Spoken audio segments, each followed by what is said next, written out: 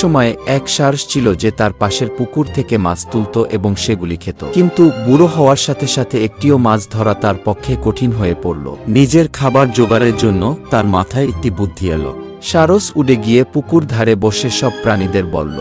সে মাছ, ব্যাঙ এবং কাঁকড়াগুলিকে বলল যে কিছু লোক পুকুরটি ভরাট করে ফসল ফলানোর পরিকল্পনা করছে এবং সে কারণেই পুকুরে কোনো মাছ থাকবে না। সে তাদের এটাও বলল যে সে এই শুনে কতটা দুঃখ পেয়েছে এবং সে তাদের সবার ওই কথা অনেক মনে পড়বে। মাছগুলি দুঃখিত হয়ে সারসকে তাদের সহায়তা করতে বলল। সারস তাদের সবাইকে একটি বড় পুকুরে নিয়ে যাওয়ার প্রতিশ্রুতি দিল। তবে সে তাদের বলল, আমার বয়স হওয়ার কারণে আমি একসাথে তোমাদের কয়েকজনকেই নিতে পারি কি?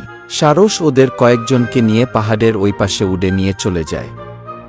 সারসটি মাছগুলিকে একটি পাহাড়ে নিয়ে যেত, তাদের মেরে ফেলত এবং খেয়ে ফেলত। যতবারই সে ক্ষুধার্ত হতো, সে তাদের থেকে কয়েকজনকে পাহাড়ের কাছে নিয়ে গিয়ে খেয়ে নিত। পুকুরে একটি কাঁকড়া থাকত, সেও আরো বড় পুকুরে যেতে চাইল। সারস একটু স্বাদ বদলের জন্য কাঁকড়াটিকে খাওয়ার কথা ভাবল এবং তাকে সাহায্য করতে রাজি হল। পথে কাঁকড়া সারসকে জিজ্ঞাসা করল, বড় পুকুরটি কোথায়? সারস হেসে পাহাড়টির দিকে ইশারা করল, যা মাছের হাড়ে ভরা ছিল। কাঁকড়া বুঝতে পারল যে সারসটি তাকে মেরে ফেলবে এবং তাই তাড়াতাড়ি নিজেকে বাঁচানোর একটা ফন্দি আঁটল। সে সারসের ঘাড়টি চেপে ধরল এবং সারস মারা না যাওয়া পর্যন্ত তা আর ছাড়ল না। কাঁকড়া নিজের উপস্থিত বুদ্ধির জন্য প্রাণ বাঁচিয়ে ফিরল।